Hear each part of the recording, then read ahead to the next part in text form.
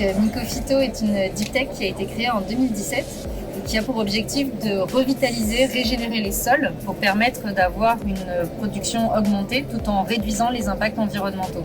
Donc on s'intéresse nous à maximiser les effets d'une association symbiotique entre plantes et champignons du sol. Et donc on va aller identifier des solutions à façon qui vont être à chaque fois adaptées pour définir les meilleurs couples plantes, champignons et terroirs.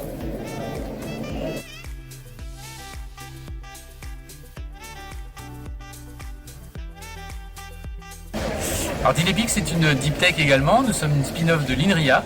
Nous sommes spécialistes du monitoring des cultures et des élevages par intelligence artificielle.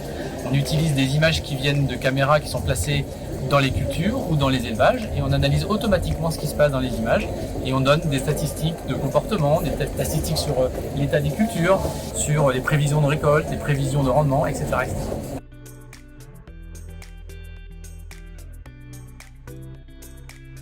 Ce qui nous a intéressé dans la demande de Mathilde, c'était que c'était un projet vraiment très innovant et en même temps très concret. On voulait participer effectivement à cette démarche d'innovation. On avait tous les outils pour répondre aux besoins de Mycophyto, mais encore une fois pas la connaissance agronomique qu'eux ont.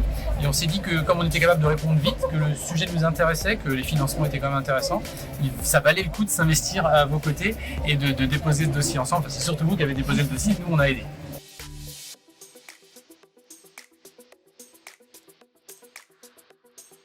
Des points clés si on veut développer des nouvelles solutions de biostimulation ou de biocontrôle en agriculture, c'est d'être capable de mesurer, de quantifier l'impact qu'on a eu et de pouvoir valider cette solution dans un environnement réel d'un agriculteur. Et du coup, nous, le besoin chez Mycophyto et ce qu'on avait besoin de développer et que ce n'était pas une compétence interne chez nous, c'était de pouvoir visualiser l'impact de notre solution et aller jusqu'à même le quantifier. Exactement, et c'est ce qu'apporte Dilepix. Nous, on a des outils d'analyse d'image. On n'est pas des agronomes, la compétence agronomique, elle est chez Mycophyto. Et on apporte cette possibilité de façon non destructive. On n'a pas besoin de détruire la plante, de l'arracher, de la compacter, de la mettre dans une machine. C'est par l'analyse des images prises sur les cultures qu'on arrive à en déduire des stress, des problèmes de croissance, des problèmes d'apport en nutriments de la plante. Et nous, notre besoin, il était aussi d'avoir un outil qui soit facile à utiliser, où l'agriculteur puisse être aussi autonome dans la récolte de données, pour pouvoir limiter le besoin d'aller sur place. Il y a le côté destructeur des plantes, mais aussi le côté déplacement, de venir voir, d'arriver au bon moment pour mesurer les choses. Le besoin pour nous était aussi ça, cette facilité de l'acquisition de données. C'est ça, on peut utiliser un smartphone pour aller sur une parcelle, prendre des mesures à différents endroits. Les images sont envoyées directement dans le nuage d'Ilepix sur le cloud et nous on fait l'analyse et on restitue ensuite le résultat à Mycophyto.